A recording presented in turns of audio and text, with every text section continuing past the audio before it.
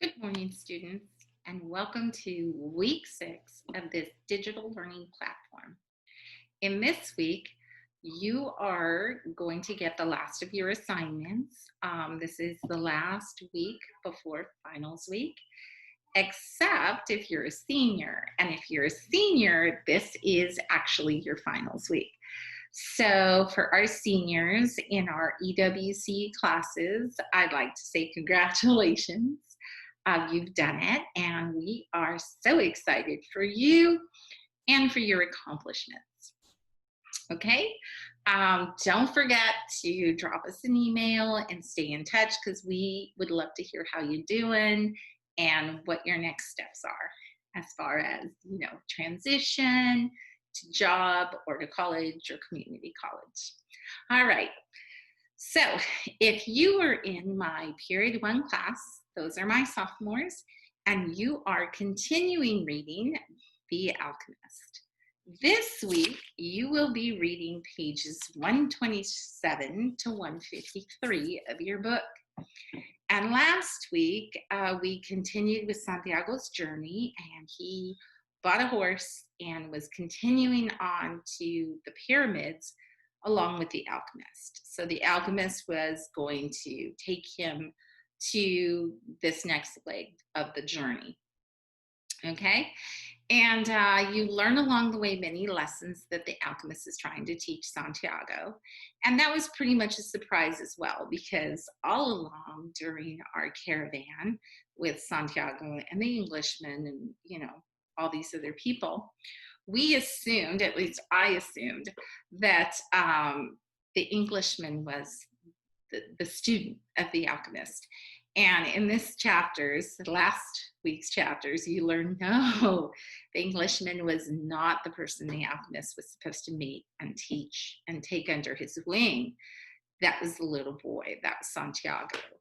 And so that pretty much was a surprise because all this time, I thought, okay, it's going to be an Englishman. That's the person.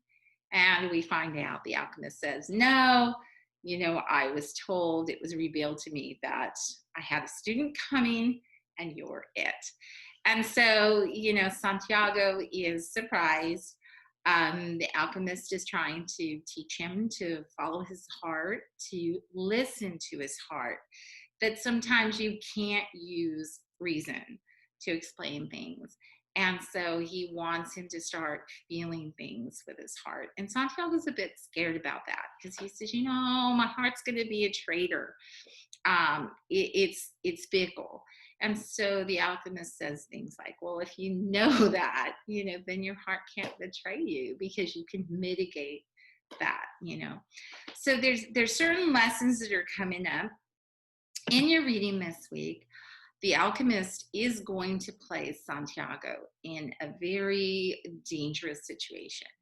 And you have to ask yourself, well, wow, why would this guy do this? Why would he place Santiago in this predicament? And so think about your teachers or your parents that at a certain point, we kind of pull back and, transfer responsibility and learning to you. And so think of it in that construct, not as, oh my God, he's going to get Santiago killed. What's he thinking? More like, what? He's kind of letting him grow up. And that's okay. And so, anyhow, there's certain things, yes, watch for that. That you're almost at the end. If you really wanted to finish and be done, you can continue to next week's assignment because next week we're actually going to finish the book and then you're going to read the epilogue. But if I chunked it all in week 6, it would seem like a lot of reading. So I kind of wanted it to break it up that way. All right. If you were in my period 2 class, you're my freshman students, and you should have finished the Odyssey. And because last week's reading was the last of the assigned reading. And so you kind of saw the resolution, Odysseus' homecoming, the vengeance that he took against the suitors for holding his family under siege, for trying to murder his son, steal his wife and take all his holdings. But in that regard, you also saw the role of Penelope and how Penelope remained faithful to him, how Penelope tested him because she didn't know if it was really him. And, and then, of course, his homecoming and their reunion, which was beautiful and romantic, and as it should be, right? And Telemachus gets his dad back. So this week, for your questions, I picked out 3 choices for you to answer. So one is about loyalty and perseverance. Another one is the role of the gods. And another one is vengeance. And so you're going to pick one of the 3 and you're going to answer in a well thought out paragraph using text-based evidence. You're going to pick one of those topics and you're going to write about it. And don't forget to cite text. Okay?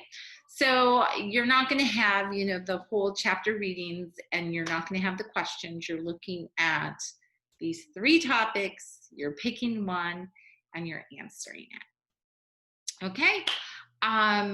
Period 5, my juniors. You are continuing reading with Their Eyes Were Watching God. And in this week's reading, you are reading chapter 17 to chapter 22. So you as well are almost at the end of your book. So last week's reading, you got to meet Tea Cake and you got to meet the romance starting between Tea Cake and Janie.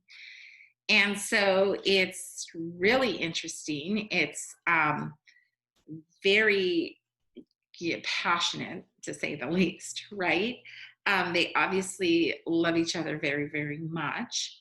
And then you kind of get a glimpse, like Janie and Tea Cake decide to leave the town that Janie lived in with Jody, and he takes her to harvest sugarcane. He takes her to the Everglades. And so they live in kind of a cabin or a hut. They're basically harvesting, crops. It's not an easy life by any means. It's very difficult. But Janie takes to it. She likes being with her man.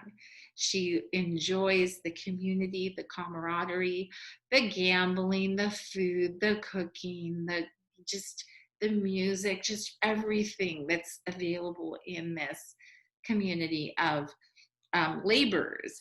And so Janie also feels jealousy for probably the very first time in her life, because there's a young girl named Nookie who has her eyes on Tea Cake.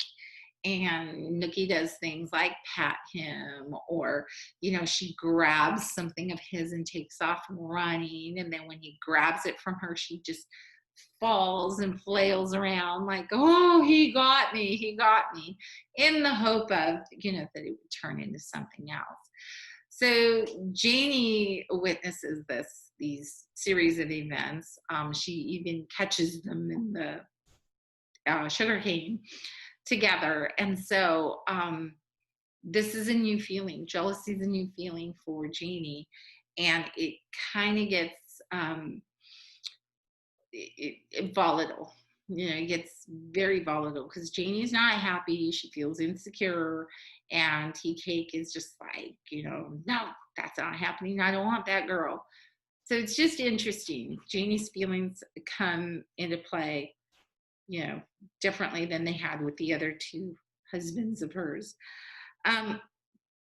The other issue that's going to come up is there's this lady by the name of Mrs. Turner, who is, I'm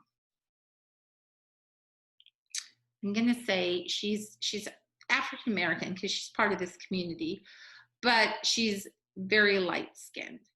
And Janie, you find out too, is light-skinned, and her hair is different.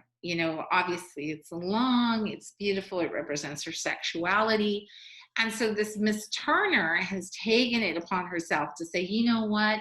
I don't know why you've married Tea Cake because, he has such dark, dark skin. You really want to pick somebody that's a little bit more light skinned. And so this Mrs. Turner picks her brother that, oh, Janie would be so much better with my brother because he's not so dark.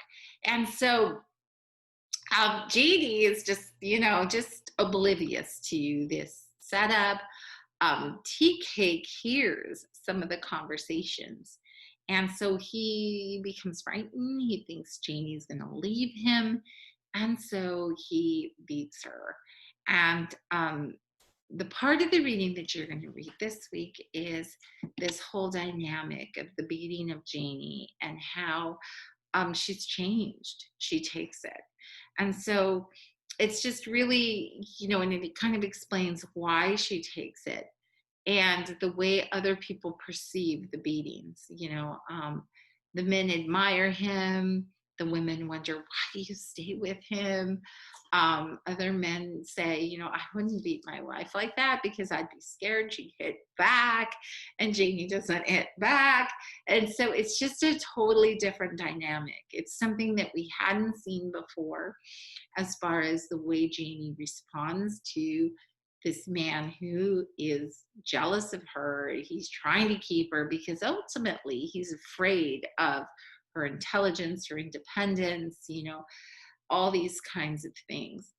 And then it also brings up the issue of course, skin color, and the different, levels or different pigmentation that people have. And so that's why it's, when we're reading, literature, African American literature that's from, the Harlem Renaissance. Our other book that we were going to read was Passing by Nella Larsen. And Passing gets down into those issues of, people who are biracial, who are able to, during this time period, pass as Caucasian people versus, African American people. And because they could pass, that opens a door that's normally closed to other people. And so it gets into that whole dynamic, like, okay, is this wrong? Is passing as something that you're not? Are you going to pay a price as an individual for doing that? And so that kind of brings up in the chapters you're going to read or that you have read last week, you got to meet Miss Turner. You've got to meet her prejudiceness against people who have dark skin. And so you kind of have to really look at that, like, well, wait a minute, why does Tea Cake's skin color matter to her? Why is she just so offended that Janie selected this man to be with? Okay, so those are questions you're going to consider. All right, so my seniors, like I said, you are done. If you wanted to turn in late work, you can. If you wanted to pop in and have a chat with us on Zoom, please do. You have our Zoom meeting ID as well as our passwords. And other than that, if you have any questions, if you want to ping me, email me, Google Voice me, I'm available to you. Please, you guys, keep up your pace. You only have this week and finals week. Next week, your last day is June 9th. And so it's going to come very, very quick. And we're just real happy that, you have finished up the year. We want you guys to finish strong. All right. So let me know if you need help. I'm available to you. Talk to you soon. Thanks. Bye.